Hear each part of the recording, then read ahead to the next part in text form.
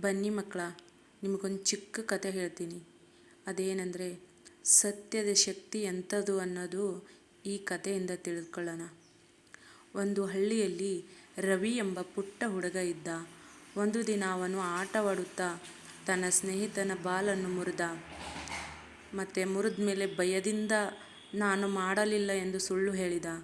ಆದರೆ ಮನಸ್ಸು ತುಂಬ ಕಳವಳವಾಯಿತು ಅವನಿಗೆ. ಮನೆಗೆ ಹೋದ.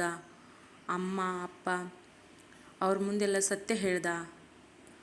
ಆಮೇಲೆ ಅಪ್ಪ ಅಮ್ಮ ಅವರೆಲ್ಲ ಸೇರಿ, ಮಗನೇ, ಸುಳ್ಳು ಕ್ಷಣಿಕ ಸುಖ ಕೊಡುತ್ತದೆ, ಆದರೆ ಸತ್ಯ ಶಾಶ್ವತ ಶಾಂತಿ ಕೊಡುತ್ತದೆ ಅಂಥೇಳಿ ಹೇಳಿದರು. ಆಮೇಲೆ ರವಿ ಸ್ನೇಹಿತನ ಬಳಿ ಹೋಗಿ ಸತ್ಯ ಒಪ್ಪಿಕೊಂಡ. ಆದರೆ ಸ್ನೇಹಿತನು ಕೋಪಗೊಳ್ಳದೆ ಕ್ಷಮಿಸಿದ. ಅಂದಿನಿಂದ ರವಿ ಯಾವಾಗಲೂ ಸತ್ಯ ಹೇಳುವವನಾದ.